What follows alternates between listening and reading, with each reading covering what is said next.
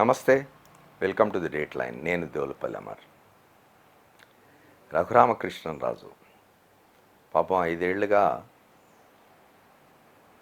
ఎవరో పేకాడుతుంటే ఆ పేకలో తురుపు ముక్కలాగా ఉపయోగపడతాడనుకుని రోజు ఛానళ్లలో ఉదరగొట్టిన రఘురామకృష్ణరాజు జగన్మోహన్ రెడ్డిని, వైఎస్ఆర్ కాంగ్రెస్ పార్టీని, ప్రభుత్వాన్ని అకారణంగా నిందించి, విమర్శలు చేసి, దూషించి, కూటమి నుంచి తనకు బలమైన మద్దతు లభిస్తుందని ఆశించి భంగపడ్డ రామకృష్ణరాజు ఇవాళ అనేకమైన మాటలు మాట్లాడుతూ ఉన్నాడు.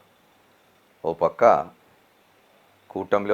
కూటమి న్యాయంలో భాగంగా బీజేపీ తనకు టికెట్ ఇవ్వనందుకు, చంద్రబాబు నాయుడు బీజేపీతో బలంగా కొట్లాడి తనకు నరసాపురం లోక్సభ టికెట్ ఇప్పించనందుకు, చంద్రబాబు ఇది చేయలేనప్పుడు ఇంకా మిగతావేం చేస్తాడు, కేంద్రంతో కొట్లాడి రాష్ట్రానికి ఏం ప్రయోజనం చేస్తాడు, పోలవరం ఎట్లా పూర్తి చేస్తాడు, మిగతా డిమాండ్లు ఎట్లా సాధిస్తాడని మాట్లాడుతూ వచ్చిన రఘురామకృష్ణరాజు మళ్ళీ ఒక స్వరం మార్చినాడు. ఇప్పుడు నాకు ఇంకా నమ్మకం ఉన్నది, కూటమి తరఫునే నేను పోటీ చేస్తాను, నరసాపురం నుంచే పోటీ చేస్తాను, శుభవార్త కోసం వేచి ఉండండి అని చెప్తున్నాడు. తెలుగు సినిమాలో ఒక పాట గుర్తొస్తుంది, పేకాట్లో జోకర్లా ఎవరి షోకిల్లా అని షోకులు బాగానే చేసుకుంటాడు ఆయన, చూడ్డానికి బాగా అనిపిస్తాడు ఆయన, ఆజానుభావుడు, ఒడ్డు పొడుగు, అందుకే అందరినీ వాళ్ళ హైట్, వాళ్ళ ఎత్తు వీటి గురించి విమర్శిస్తూ ఉంటాడు.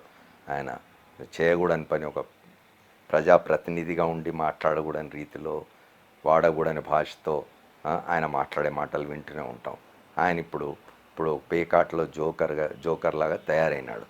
ఆ పేకాడుకుంటున్న వాళ్ళు ఎవరు అంటే Telugu Desam party, BJP, Janasena, TV5, ABN Andhra Jyothi, ETV, వీళ్ళంతా కలిసి పేకాడుకుంటుంటే ఆరుగురు ఆ పేకాటలో ఈయన ఒక జోకర్లో తయారైనాడు తప్ప ఈయనకేం ఒరిగేట్టుగా కనిపించడం లేదు. ఇంకోటి ఏమిటంటే, నిన్న మొన్న రఘురామకృష్ణరాజు సంబంధించిన వాళ్ళు హైదరాబాద్లో పెద్దమ్మ గుడిలో నిరసనలు తెలిపినారు. మొదటిది, పెద్దమ్మ గుడిలో పూజలు చేసుకోవాలి, దేవతకు తమ కోరికలు తీరాలని చెప్పి మొక్కుకోవాలి. అట్లాంటి గుడిలో నిరసనలు తెలపడం ఏమిటో ఎవరికి అర్థం కాదు. రెండవది, ఆయన ఎక్కడో నరసాపురంలో టికెట్ ఆశించిన వాడు హైదరాబాద్లో నిరసనలు ఏమిటి అని అందరూ ముక్కున వేలేసుకుంటున్నారు. అంతేకాదు, ఇది చూస్తుంటే ఇంకోటి జ్ఞాపకం వస్తున్నది అంటున్నారు. కొద్ది మాసాల క్రితం చంద్రబాబు నాయుడు స్కిల్ డెవలప్మెంట్ స్కామ్లో నిందితుడిగా జ్యుడిషియల్ రిమాండ్లో రాజమండ్రి జైలుకు వెళ్ళినప్పుడు హైదరాబాద్లో రకరకాల నిరసనలు తెలిపినారు. మెట్రో రైలు ఎక్కి జనంతో చివాట్లు తిన్నారు ఆయన అభిమానులు, ఆయన పార్టీకి సంబంధించిన వాళ్ళు.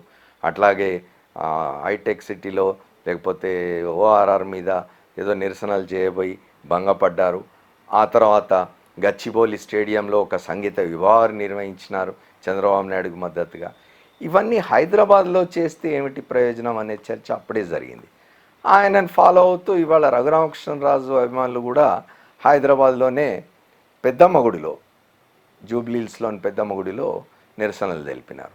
అంటే వీళ్ళు ఆంధ్రప్రదేశ్లో వెళ్ళి ఎటువంటి ఇవి చేయలేరు. వీళ్ళు ఆంధ్రప్రదేశ్కు పోయి జనాన్ని సమీకరించి అక్కడ నిరసన తెలపడం, అక్కడ ప్రదర్శన చేయడం, అక్కడ తమ కార్యక్రమాలు నిర్వహించడం చేతగాని వాళ్ళు కాబట్టి హైదరాబాద్లో, మొదటి నుంచి హైదరాబాద్లో ఉంటున్నారు. రఘురామకృష్ణరాజు హైదరాబాద్లో ఉంటాడు. ఆయన 2019లో లోక్సభకి ఎన్నికైన తర్వాత ఒక్కసారి కూడా నియోజకవర్గానికి పోయిన పాపాలు పోలేదు ఆయన. అట్లాగే చంద్రబాబు నాయుడు గారు, ఆయన కుమారుడు ఇద్దరు హైదరాబాద్ జూబ్లీహిల్స్లో నివాసం ఉంటారు. పవన్ కళ్యాణ్ హైదరాబాద్లో నివాసం ఉంటాడు. అటు వీళ్ళకి హైదరాబాద్లోనే ఓ 10 మంది దొరుకుతారు ఏదైనా కార్యక్రమం చేయాలంటే. ఆంధ్రప్రదేశ్లో వీళ్ళకి కనీసం ఒక ప్రదర్శన చేయడానికి కూడా జనం దొరకని స్థితిలో ఇవాళ వాళ్ళు అశేష జనసందోహం పోటెత్తుతున్న, మేమంతా సిద్ధం, సభలు చూస్తూ ఉన్నాం, జగన్మోహన్ రెడ్డి బస్సు యాత్ర చూస్తూ ఉన్నాం, దానికి పోటెత్తుతున్న జనవాహినిని చూసిన తర్వాత అయినా ఇంకా అర్థమవుతున్నట్లేదు వాళ్లకు. ఆంధ్రప్రదేశ్లో ముందు తమ తరఫున మాట్లాడడానికి, తమ తరఫున ఒక ప్రదర్శన చేయడానికి, తమ తరఫున ఒక ఊరేగింపు తీయడానికి ఒక 10 మందిని ముందు సాధించుకొని, అది చంద్రబాబు నాయుడు గారైనా, పవన్ కళ్యాణ్ అయినా, రఘురామకృష్ణరాజు అయినా ఆ పని చేసి తర్వాత మేము జగన్ ఎదిరిస్తాం, జగన్ ఓడిస్తాం, జగన్ ఇంటికి పంపిస్తాం, జగన్ జైలుకు పంపిస్తాం, ఇట్లాంటి మాటలు మాట్లాడితే బాగుంటుంది. Thank you. మళ్ళీ కలుద్దాం.